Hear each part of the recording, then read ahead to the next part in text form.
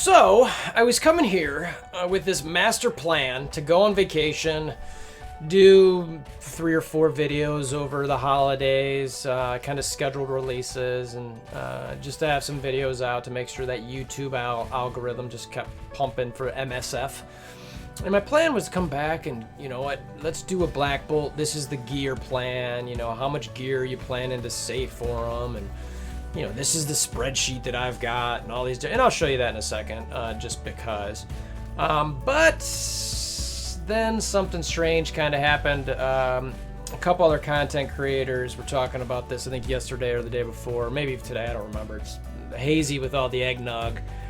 Valley and Casino were talking about this and how they were upset a little bit, and I was being pushed by a few people to do a video on my thoughts on the Black Bolt Legendary release, and we're going to talk about that. So we're going to talk about my specific thoughts, not just about that release, but I'm going to hit a little bit on the gear, and whether I think Black Bolt is less significant at this point now. And you're probably thinking, what are you talking about? This guy's awesome. You just did a video 2 weeks ago or whatever it was, how great he was. And you're right, and I don't back down from what I said in that video, but I do want to address a couple of things that seem to be shaking out in the middle of the game a little bit, and what could potentially lead to less of an impact for Black Bolt. So anyway, let's kind of get into this video a little bit. I'll show you the gear spreadsheet and talk about all these fun topics. Fun.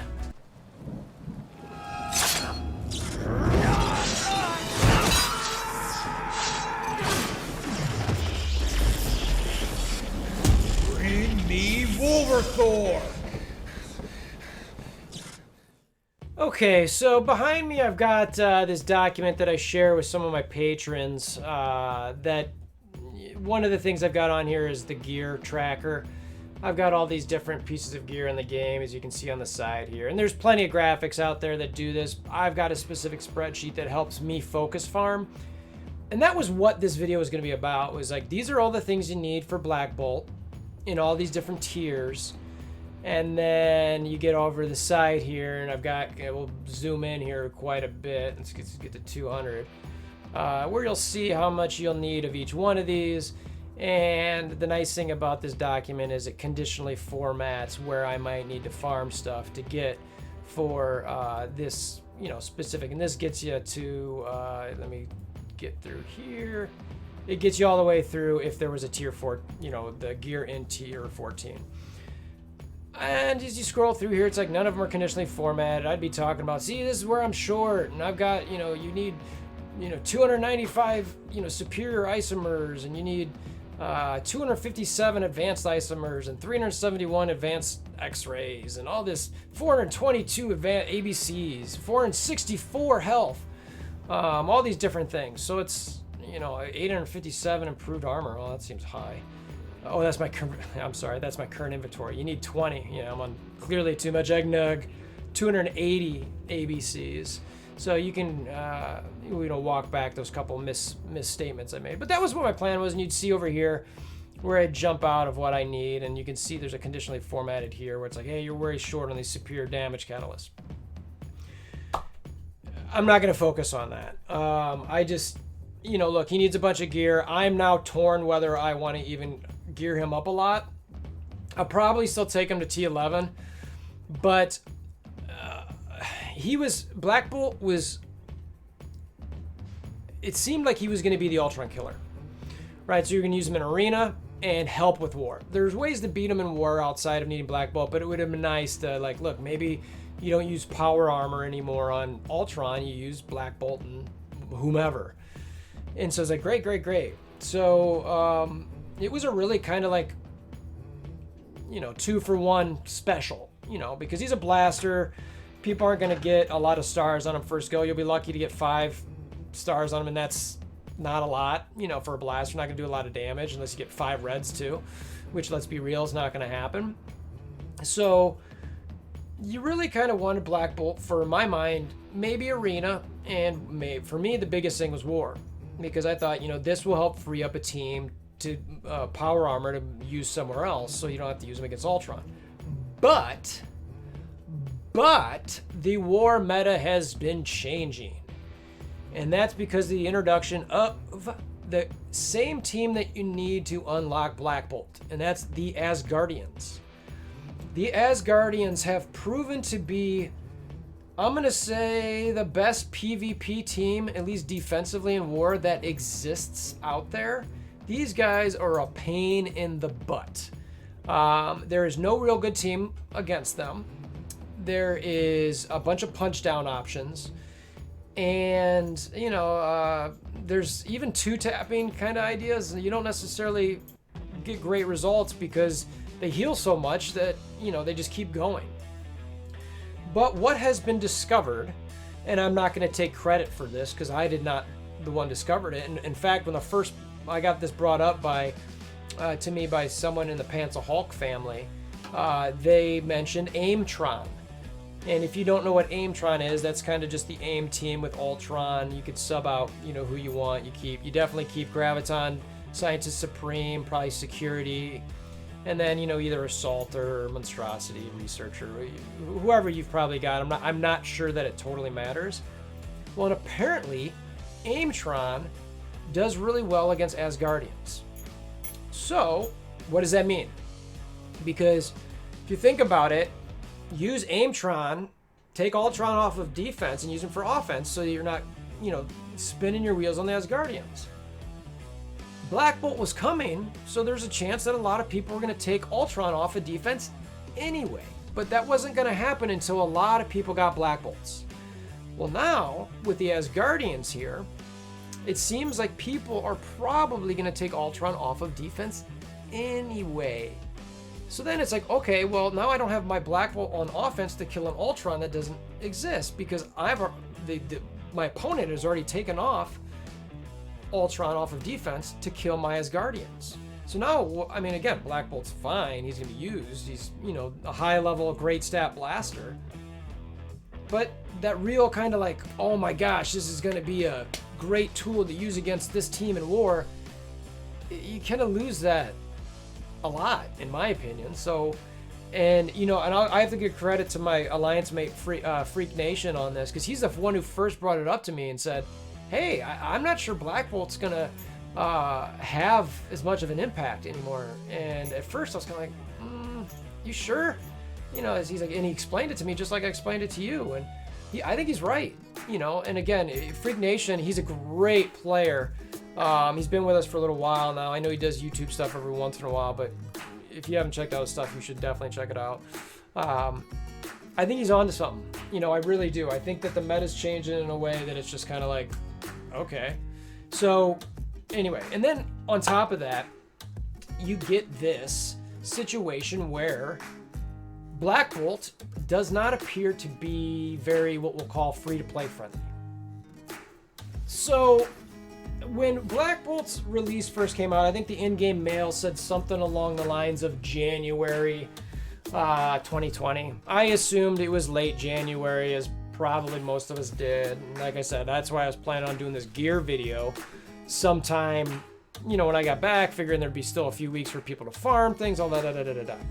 And then all of a sudden an event pops up within the last few days showing that the Black Bolt event's going to be within a week. And I'm going, what, already? And I was like, the flip side of that is, wait a minute, how are the Asgardians going to be farmable? Now, there was some discussion or lack of discussion about whether they were going to be farmable with Fox next and whether this was going to be the case or not. And given that nothing was really being said, it's probably, you could read between the lines a little bit. It seems like, and there's a few days left here, and then plus the length of the event, that there is no way to get additional shards for these characters outside of purchasing them. And I'm not doing a WolverThor spreadsheet on this to show necessarily, hey, this is what you could have gotten Blitz, from the orbs, all that. I've heard from enough people saying, I've done the blitzes, or I missed one blitz, and now I can't unlock them even though I've spent $100 on orbs. Like, that's messed up. And I agree. I totally agree. And I will say, though, full disclosure, I think that Fox Next and the pay-to-win type community has the right to pay to win. If they want to pay more money, they have the right to unlock first time at a higher star, whatever. But if you've got people who are actually paying some decent amount of money and still not unlocking, that feels really bad.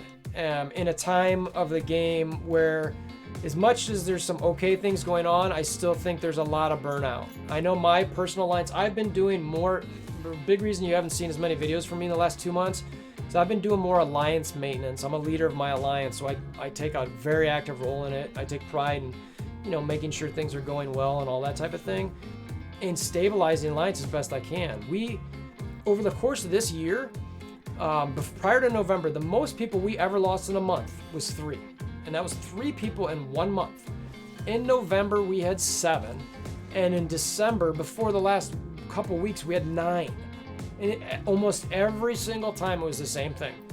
I'm sick of this game, the time requirements. I'm burnt out. By the time I can actually farm characters, they're no longer a meta, they're no longer usable, and they don't matter anymore. So what's the point? So, you got this situation going on in the game where the community is already kind of on edge a little bit. The game takes an insane amount of time to play. And now you've got a legendary that can only likely be unlocked unless something changes in the next couple weeks if you paid a lot of money or got really, really lucky with some orb drops. Or got top 15 in multiple blitzes. So, I just don't know how I feel about that. I don't feel, I take it back, I don't feel good about it. I think that if people spent $50 to get a character, or get several characters, or $100 to get several shards and several characters, they should be able to unlock the legendary that, at least at 5 stars. 5 stars doesn't do anything. You know what I mean? It's like, come on. They should at least get the character. So, this kind of gets me back to the Black Bolt concept of, is he going to be relevant as much anymore? And again, are you really going to need him in Arena? If you're competing in Arena, top 50, top 100, is he really going to make you stabilize yourself within there? I'm not convinced it will at this point anymore because, again, I'll mention him again, Freak Nation. He is in one of the hardest Arena shards there are and constantly fights people with 7 red stars on all their tunes, doing punch-ups of 200k and winning consistently. So it's like, is Black Bolt going to change that? If this person or people he's going against with all these 7 red stars gets a 7 red star Black Bolt, is it going to make a huge difference? Maybe he doesn't use Ultron, so he can't beat that one person, but he can still stay probably top 10. Okay, that's still pretty good. So I don't know. And then we don't even know about the Inhumans. Are they going to be good? They might be, I guess. We don't know. So I don't know. I don't normally like to just complain and moan, but there were enough people kind of talking about this, and I wanted to do this video, and then now I was like, well, is it going to be relevant to do a video about gear when a character that nobody's going to get them? Maybe this could help you a little bit, and you get them in April, but it's if the tunes become farmable. Are they? Based on our history of Foxnex and the releases, you're not going to get the ability to farm Asgardians, Hela, Sif, Heimdall. You're not going to be able to farm them anywhere soon. I'm sure Hela's going to go to the war store. And we all know we need those war credits, and you don't get enough of them as is. But anyway, so that's my soapbox. And, tell me what you think. Asgardians are great. Black Bolt I still think is going to be good. But it feels like the wind got taken out of the sails a little bit for his release. I'm potentially regretting a little bit going as hard as I did. We'll see. I mean, maybe he'll still be great, but I'm a little frustrated by it. I feel for the folks that aren't going to lock him. I'm probably going to get him at 6 red stars. Or 6 red stars, I wish. 6 stars. I need, like 20-ish shards on Sif and Hela each, I think. So I'm right there. But again, I spent good money, and I blitzed, and I got lucky, with some drops. And it's kind of like, I don't know. So, I don't know. Tell me what you guys think. Kind of a bummer down video. I'll do another one, hopefully today, actually, where I'll talk about some changes I'd like to see in the game. It's kind of a good end of the year type thing. A lot of the other CCs are doing, content creators are doing the same thing. And I think it's fun to do. And you can kind of see what all the different thoughts that we've got about it. And we're going to have some overlap. And I'll mention some of that in my video as well. But Anyway, appreciate you guys stopping by. You know, do the thing, hammer down on the like button, notification bell, subscriptions, etc. Tell your friends, family, and as always, I appreciate you guys stopping by and hope to see you again soon. Thanks.